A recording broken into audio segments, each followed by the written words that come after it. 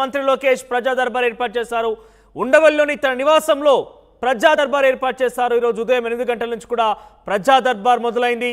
ఇక లోకేష్ ని కలిసి సమస్యలు వినవించుకునేందుకు జనం కూడా చాలా భారీ ఎత్తున తరలి వస్తున్నారు.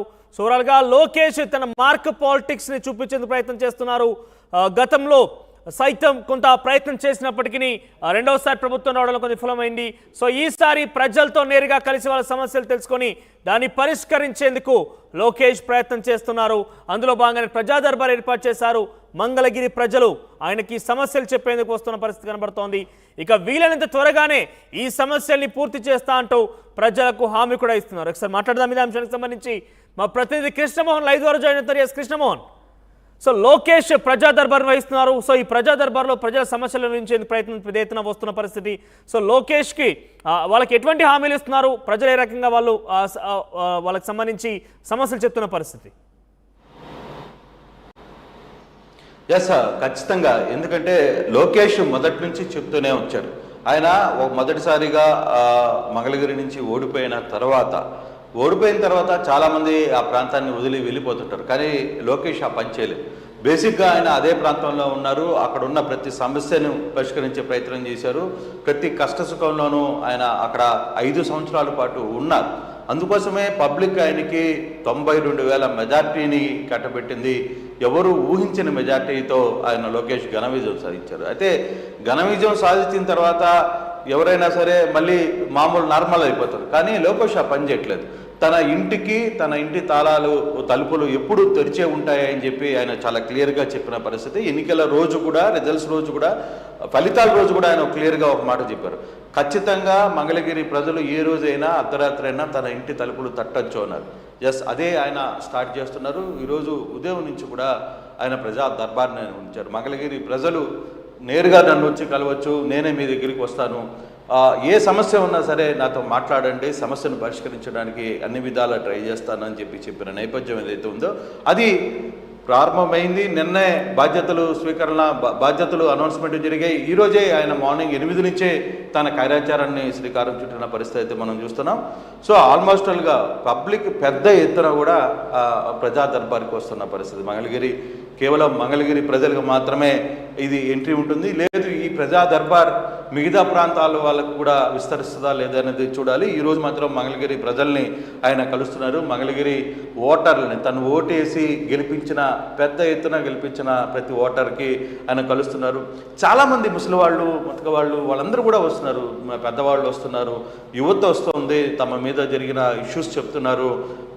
ముస్లిం మహిళలు వస్తున్నారు. వాళ్ళందరూ కూడా తనకు ఫ్యామిలీలో జరిగిన ఇష్యూస్ కావచ్చు, తమకున్న ఇబ్బందులు కావచ్చు, ప్రతి ఒక్కటి కూడా లోకేష్కి చెప్పే ప్రయత్నం అయితే చేస్తున్నారు. చాలాసేపటి నుంచి కూడా దాదాపుగా గంట పాటు ఆయన ఈ ప్రజా దర్బార్ని కొనసాగిస్తున్న పరిస్థితి అయితే ఉంది. సో కంప్లీట్గా ఆ వ్యవహారాన్ని అంతా కూడా అక్కడున్న పిఏలు కావచ్చు, అక్కడున్న తన సిబ్బందితో పూర్తిగా కూడా డేటాను తీసుకునే ప్రయత్నం చేస్తున్నారు. ఏదో వచ్చి కలుస్తున్నారు, నేను చూస్తాను చెప్పి వెళ్ళిపోవడం కాదు. ఖచ్చితంగా అక్కడున్న డేటాని తన పిఏలు వాళ్ళకున్న సమస్యల్ని నోట్ చేసుకుంటారు. ఈ సమస్యని పరిష్కరించడానికి ఏ విధంగా ముందుకు వెళ్ళాలి, ఏ విధంగా వాళ్ళ సమస్యలను చేయాలని. అయితే ఒక్కసారిగా కొంత ట్రెండ్ అయితే మారినట్టుగా కనబడుతుంది. గతంలో ఉన్న ఇష్యూస్కి ఇప్పుడున్న ఇష్యూస్కి ఒక్కసారిగా ప్రజలతో పబ్లిక్ని కలవాలనే ఒక ప్రయత్నం లోకేష్ చేస్తున్నారు. ఖచ్చితంగా తాను అందుకే ఈసారి శాఖలను కూడా తగ్గించుకున్నారు. తన శాఖలను కూడా కేవలం పూర్తిగా ఎడ్యుకేషన్ అండ్ ఐటీకే కన్ఫర్మ్ అయ్యారో, లేకపోతే గతంలో పంచాయతీరాజ్ ఇవన్నీ కూడా చేశారు. కానీ ఈసారి నేను పార్టీ క్యాడర్ కూడా అందుబాటులో ఉంటానని చెప్పి మొదటి నుంచి చెప్తూనే వచ్చారు. ఈసారి గతసారి జరిగిన సమస్యను ఈసారి ఆ ఇబ్బందులు రానికుండా చూసుకుంటానని చెప్పిన నేపథ్యంలోనే డెఫినెట్గా వాళ్ళందరూ కూడా ఈరోజు ఆ ప్రయత్నాన్ని అయితే కొనసాగించే ప్రయత్నం అయితే చేస్తున్నారు. పెద్ద ఎత్తున వాళ్ళు ఈ వ్యవహారాన్ని నడుపుతున్నారు. చూడొచ్చు, భారీ ఎత్తున కూడా మంగళగిరి ప్రజలు లోకేష్ని కలవడానికి వస్తున్నారు. ఆయన సమస్యలను విచారించే ప్రయత్నం అయితే చేస్తున్నారు, సమస్యలను సాల్వ్ చేసే దిశగా. అయితే ఇది ప్రతిరోజు దర్బార్ ఉంటుందా లేదా అనేది 2-3 రోజుల్లో వాళ్ళ టైమ్స్ని పెట్టి సెట్ చేస్తాం. వారంలో 2 రోజులు ఖచ్చితంగా మంగళగిరి ప్రజలకి అందుబాటులో ఉండాలని ఆ ప్రయత్నాన్ని అయితే నేను చూస్తాననేది, కొంత ఆ సమయాభావం ఎన్ని కూడా చెక్ చేసుకుని ఆ దిశగా ముందుకు వెళ్ళాలనేది లోకేష్ ప్లాన్ ఆఫ్ యాక్షన్గా ఉంది. మంగళగిరిలో పెద్దగా కుప్పంలో ప్రజా దర్బార్ చంద్రబాబు విషయంలో ఎలా లోకేష్ కి ఎటువంటి విజయాడంగా సమస్యల మీద ప్రజలు అడ్రస్ చేస్తున్నారు? మేజర్ గా ఎటువంటి సమస్యల మీద అడ్రస్ చేస్తున్నారు ఆయన? చాలా రకాల ఇష్యూస్ వస్తున్నాయి. మొదటగా గత ప్రభుత్వంలో కొందరు వ్యతిరేక కార్యకర్తల మీద చేసిన పోలీసు వ్యవహారాలు కావచ్చు, లేకపోతే గత ప్రభుత్వంలో ఎదుర్కొన్న కొన్ని ఇబ్బందులు కావచ్చు, తర్వాత పవర్ పెరిగిపోయింది, పవర్ రేటు ఎక్కడికో చుక్కల్లోకి వెళ్ళిపోయింది, కనీసం కట్టలేని పరిస్థితిలో ఉన్న పవర్ రేట్స్ కావచ్చు, చాలా విషయాలు వివిధ రకాలైన ఇష్యూస్ని అక్కడ నారా లోకేష్ దగ్గర ప్రస్తావనకు తీసుకుని వస్తున్నారు. కొందరు ఆస్తులను ఆక్యుపై చేసుకున్న ఇష్యూస్ని తీసుకుని వస్తున్నారు. కొందరు పేదరికంతో ఇబ్బందులు పడుతున్నాం, మాకు ఏమీ జరగట్లేదు అని చెప్పే పరిస్థితులు, కొంత ఆర్థిక సాయం కావాలని అడిగే వాళ్ళు వస్తున్నారు. చాలా టైప్ అంటే ఆ కుటుంబంలో ఆ సమస్యలు ఎదుర్కొంటున్న సమస్యల్ని వాళ్ళ ముందు లోకేష్ ముందు ప్రస్తావన తీసుకుని వచ్చే ప్రయత్నం చేస్తున్నారు. కొందరు ఆరోగ్య సమస్యలను తీసుకుని వస్తున్నారు. చాలా ఇష్యూస్ని, మంగళగిరికి సంబంధించిన ఇష్యూస్ని అక్కడ తీసుకుని వచ్చే ప్రయత్నం అయితే గట్టిగానే జరుగుతోంది. మరి లోకేష్ ఈ ప్రజా దర్బార్ని సక్సెస్ఫుల్గా కొనసాగిస్తారు, ఎంత దూరం తీసుకెళ్తారు, ప్రజా దర్బార్తో లోకేష్కి ఆ ట్రెండ్ని మార్చుకునే ప్రయత్నం జరుగుతుందా లేదా అనే అంశాలను కూడా చూడాలి. కానీ లోకేష్ నిర్వహించిన ప్రజా దర్బార్ నుంచి బయటకు వస్తున్న వ్యక్తులు కావచ్చు, చాలామంది చాలా హ్యాపీగా ఫీల్ అవుతున్నారు, చాలా బాగా రిసీవ్ చేసుకున్నారు, మాతో మాట్లాడే ప్రయత్నం చేస్తున్నారు, మా విన్నపాలు విన్నారు అనే చెప్పే ప్రయత్నం అయితే పెద్ద ఎత్తున జరుగుతోంది. Thank you Krishnamohan, thank you for the updates. ఓవరాల్గా మంగళగిరి ప్రజల కోసం లోకేష్ ప్రజా దర్బార్ ఏర్పాటు చేశారు. ఉండవల్లిలోని నివాసంలో ఉదయం 8 గంటల నుంచి ప్రజా దర్బార్ ప్రారంభమైంది. నేరుగా ప్రజలే వచ్చి తమ అర్జీలు ఇస్తున్నారు. ప్రతి ఒక్కరికి కూడా ఈ సమస్యని పరిష్కారం కోసం నేను కృషి చేస్తాను, డెఫినెట్గా నేను దీని సమస్య పరిష్కారం చేస్తానంటూ కూడా ఆయన హామీ ఇచ్చే ప్రయత్నం చేస్తున్నారు.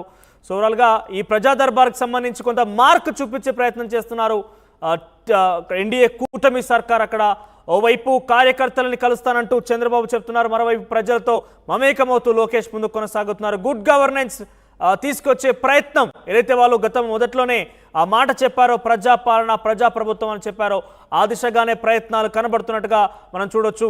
చూద్దాం మరి ఎంతవరకు కొనసాగుతుంది, ఏ రకంగా దీనికి సంబంధించి ప్రత్యేక ప్రణాళికాబద్ధంగా చేయబోతున్నారు అనేది.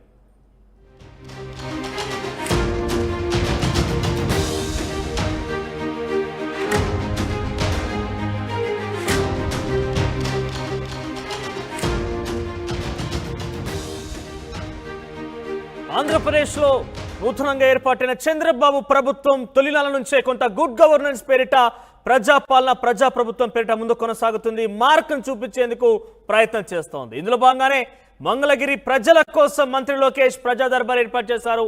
ఉండవల్లిలోని తన నివాసంలో ప్రజా దర్బార్ ఏర్పాటు చేశారు. ఈరోజు ఉదయం 8 గంటల నుంచి కూడా ప్రజా దర్బార్ మొదలైంది. ఇక లోకేష్ని కలిసి సమస్యలు వినవించుకునేందుకు జనం కూడా చాలా భారీ ఎత్తున తరలి వస్తున్నారు. సో ఓవరాల్గా లోకేష్ తన మార్క్ పాలిటిక్స్ ని చూపించేందుకు ప్రయత్నం చేస్తున్నారు. గతంలో సైతం కొంత ప్రయత్నం చేసినప్పటికీ రెండవసారి ప్రభుత్వం రావడంలో కొంత విఫలమైంది. సో ఈసారి ప్రజలతో నేరుగా కలిసి వాళ్ళ సమస్యలు తెలుసుకొని దాన్ని పరిష్కరించేందుకు లోకేష్ ప్రయత్నం చేస్తున్నారు. అందులో భాగంగానే ప్రజా దర్బార్ ఏర్పాటు చేశారు. మంగళగిరి ప్రజలు ఆయనకి సమస్యలు చెప్పేందుకు వస్తున్న పరిస్థితి కనబడుతోంది. ఇక వీలైనంత త్వరగానే ఈ సమస్యల్ని పూర్తి చేస్తా అంటూ ప్రజలకు హామీ కూడా ఇస్తున్నారు. ఒకసారి మాట్లాడదాం ఇదే అంశానికి సంబంధించి.